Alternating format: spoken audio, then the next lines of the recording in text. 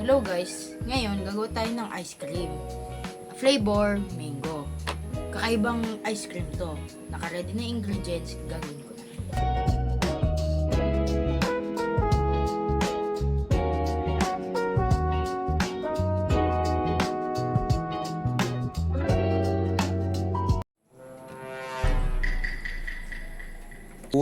Huli. Ngayon pala, ang unang kong ginawa, gumawa ko ng mango cream. Next pala, nandito na yung cream na pinalamig overnight sa ref. At iwi-whisk lang natin ang mga cream hanggang mag-double in size.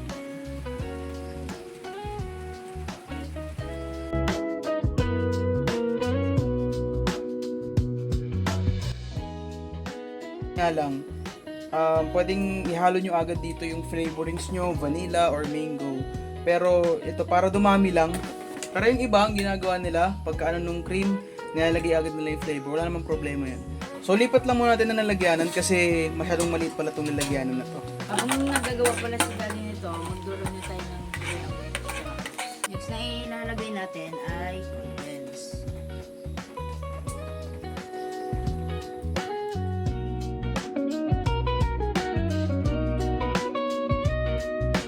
Next naman, ilalagay na natin itong mango puree. Wow, puree.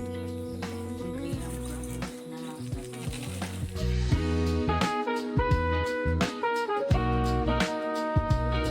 lagyan pa natin ng mga ito pero hindi siya ganun.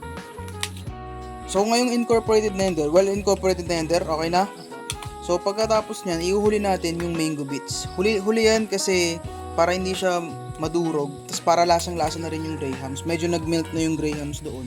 O, ilalagay natin ito sa freezer pero lagay muna natin sa ice cream container. Yum!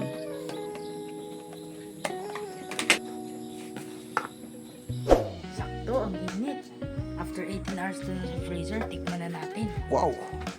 Dami! Tara, tikman na natin. Sakto, mainit der, no?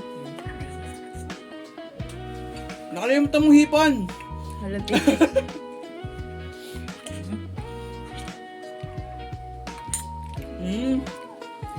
Parang siyang ano der? Mango graham. Mango graham. Pero ice cream.